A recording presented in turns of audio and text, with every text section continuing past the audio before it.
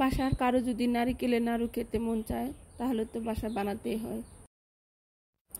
চলেন দেখা যাক কিভাবে নারকেলের নাড়ু বানাচ্ছি, সেটা আপনাদের সাথে শেয়ার করছি। প্রথমে আমি ভাতের চাল 1/3 কাপ নিয়ে ভেজে নিয়েছি, এটা ব্লেন্ডার করে নিব। আর একটি কড়াইয়ে 1 টেবিল চামচ ঘি দিয়ে নিচ্ছি। ঘি দেওয়ার পর 2টি তেজপাতা, 4টি এলাচ, 2 টুকরো দারচিনি দিয়ে নিচ্ছি। এখন আমি 2টি নারিকেল কুড়ানো দিয়ে দিচ্ছি।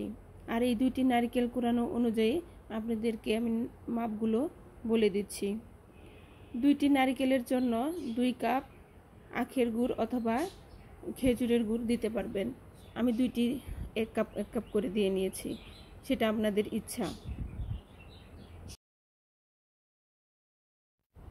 এগুলো ভালো করে নাড়তে হবে, মিডিয়াম টু লো তাপে নাড়তে হবে, তা না হলে আপনাদের গুড়টা পুড়ে যাবে।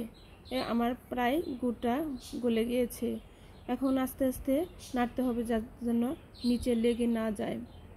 এখন আমি 1 কাপ গুঁড়া দুধ দিয়ে নিয়েছি। এটা ভালো করে নাড়তে হবে যেন দানা দানা না বাঁধে। অনেকটাই মিশে যাচ্ছে, প্রায় মিশে গিয়েছে। এখন আমি ব্লেন্ডার করা চালের গুঁড়িটা দিয়ে দিচ্ছি। দেওয়া হয়ে গেছে, এটা ভালো করে মিশাতে হবে। এখন ঘন ঘন নাড়তে হবে, তা না হলে নিচে লেগে যাবে। এখন প্রায়ই হয়ে গেছে। এখন আস্তে আস্তে নাড়তে নাড়তে নিচে তেল উঠে যাবে। যখন তেল উঠে যাবে তখন আমার বুঝে নিতে হবে নারিকেলের নাড়ুটা হয়ে গেছে। এখন নামিয়ে নিব। আর গরম অবস্থায় বানাতে হবে, বেশি গরম অবস্থা বানানো যাবে না, তাহলে হাতে সমস্যা হবে। আমি হালকা গরম অবস্থায় বানিয়ে নিয়েছি। হাতের তুলিতে একটু তেল মাখিয়ে নিয়েছি যাতে যেন লেগে না যায়।